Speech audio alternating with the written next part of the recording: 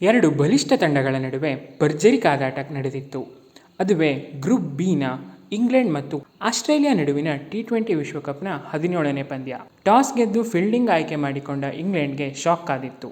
ಬಲಿಷ್ಠ batting lineup ಹೊಂದಿರುವ Australia 202 ರನ್ಗಳ ಬಿಗ್ ಟಾರ್ಗೆಟ್ ನೀಡಿತ್ತು. ಇದು ಈ ಸಲದ ವರ್ಲ್ಡ್ ಕಪ್ನ ಮೊದಲ 200+ ಕೂಡ ಹೌದು.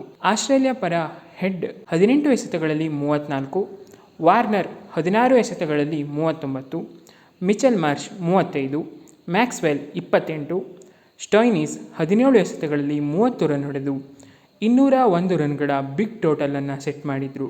ಇಂಗ್ಲೆಂಡ್ ಪರ Chris Jordan 2, Livingstone, Adil Rashid, Archer, Moeen Ali ತಲಾ 1 ವಿಕೆಟ್ ಪಡೆದರು.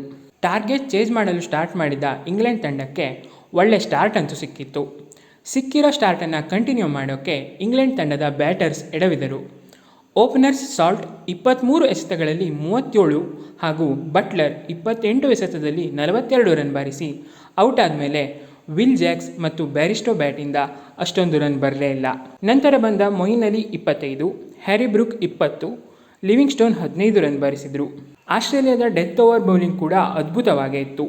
ಲಾಸ್ಟ್ 5 ಓವರಲ್ಲಿ ಇವರು ಬಿಟ್ಕೊಟ್ಟಿದ್ದು ಕೇವಲ 39 ರನ್ ಅಷ್ಟೇ. ಇದರಿಂದ ಆಸ್ಟ್ರೇಲಿಯಾ 36 ರನ್ಗಳ ಗೆಲುವು ಸಾಧಿಸುವ ಮೂಲಕ ತನ್ನ 2ನೇ ಗೆಲುವನ್ನು ಸಾಧಿಸಿತು. ಆಸ್ಟ್ರೇಲಿಯಾ ಪರ ಕಮಿನ್ಸ್, ಜಂಪಾ ತಲಾ 2, ಸ್ಟೋಯ್ನಿಸ್, ಹೇಜಲ್ವುಡ್ ತಲಾ 1 ವಿಕೆಟ್ ಪಡೆದರು.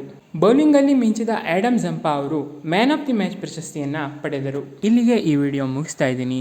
ಮುಂದಿನ ವಿಡಿಯೋದಲ್ಲಿ ಮತ್ತೆ ಸಿಗೋಣ. ವಿಡಿಯೋ ಇಷ್ಟ ಆದರೆ ಲೈಕ್ ಮಾಡಿ, ಶೇರ್ ಮಾಡಿ, ಚಾನಲ್ಗೆ ಸಬ್ಸ್ಕ್ರೈಬ್ ಆಗೋದು ಮಾತ್ರ ಮರಿಬೇಡಿ. Thanks for watching.